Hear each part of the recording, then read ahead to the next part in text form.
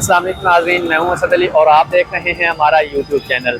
नाज़रीन, इस वक्त मैं चुबुर्जी वहां पर मौजूद हूं। तो मेरे पीछे ये आपको चुबुर्जी जो इमारत है ये नज़र आ रही है। असल में यहाँ पर एक बाग होता था। नाज़रीन, आज की इस वीडियो में हम आपको चुबुर्जी बाग और चुबुर्जी की जो तारीख है वो बताएंगे। चैनल को सब्सक्राइब नहीं किया तो चैनल को लाजमी सब्सक्राइब कर लें ताकि जो हमारी आने वाली वीडियोस हैं वो आप तक मिलती रहें। तो नाज़रीन, चुबुर्जी में जो चुबुर्जी ये जो हिस्टोरिकल मोनूमेंट है, यहाँ पर दाखिल होते साथ ही यहाँ पर इसकी एक मुख्तसर तारीख जो है वो लिखी गई है। आइए पहले हम आपको ये जो तारीख है ये पढ़कर सुनाते हैं, फिर आपको चुबुर्जी की जो इमारत है ये आपको अंदर से भी दिखाएंगे, बाहर से दिखाएंगे और साथ आपको इसकी जो मजीद तारीख है वो भी आपको बताएंगे। तो वीडियो शुरू करते हैं। पहले आपको ये जो तारीख लिखी गई है पहले आपको ये पढ़कर सुनाते हैं। नाजरीन, चुबुर्जी का मतलब 4 मीनारों वाली एक इमारत है। एक ज़माना था कि ये किसी बाग का मरकज़ी दरवाज़ा हुआ करता था।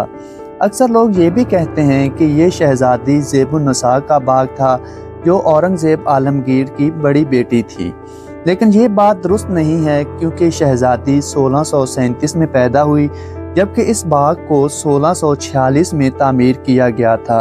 अब ये कैसे मुमकिन है कि एक शहज़ादी जिसकी उम्र 9 साल है वो एक बाग की तामीर करवा सके। और दूसरी बात ये है कि इस बाग का जो तर्ज़ तामीर है, इस इमारत का जो तर्ज़ तामीर है वो शाहजहाँ के दौर का है।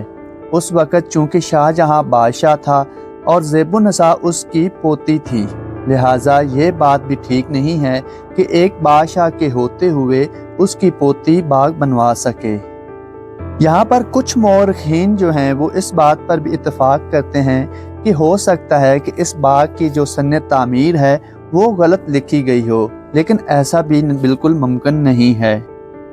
इस बाग का जो सन्ने तामीर है वो बिल्कुल ठीक है और ये बाग नवा कोट के इलाके का बाग था और उस वक़्त इस इलाके में बहुत सारे बागात हुआ करते थे।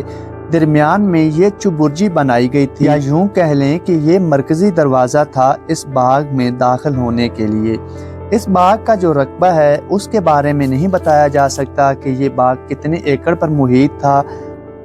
1846 में एक ज़लज़ले के नतीजे में इसका एक मीनार गिर गया था जिसको बाद में तामीर किया गया था, लेकिन अब इसको इस काबिल बनाया गया है कि यहाँ पर आम लोग आकर भी इसका विज़िट कर सकें। ये भी कहा जाता है कि अगर ये बाग ज़ेबुन्निसा का नहीं था तो फिर ये बाग इसकी फूफी जहाँ आरा बेगम की मलकियत था जो औरंगज़ेब आलमगीर की बहन थी, और जब औरंगज़ेब आलमगीर बादशाह बना तो उसने ये बाग अपनी बेटी ज़ेबुन्निसा को तोहफे में दे दिया था। यानी जहाँ आरा बेगम का जो बाग था वो ज़ेबुन्निसा की मलकियत में आ गया। अच्छा, ये बाग था तो जहाँ आरा बेगम की मलकियत, लेकिन इसने एक अपनी कनीज़ जिसका नाम मुहब्बा बाई था उसके नाम कर दिया था, जो इसके इंतज़ाम वगैरह चलाया करती थी। यहाँ पर रिहायशी इमारतें भी थीं, यहाँ पर कुछ रिहाइशें भी हुआ करती थीं और ये भी कहा जाता है कि यहाँ पर ज़ेबुन्निसा भी रहा करती थी।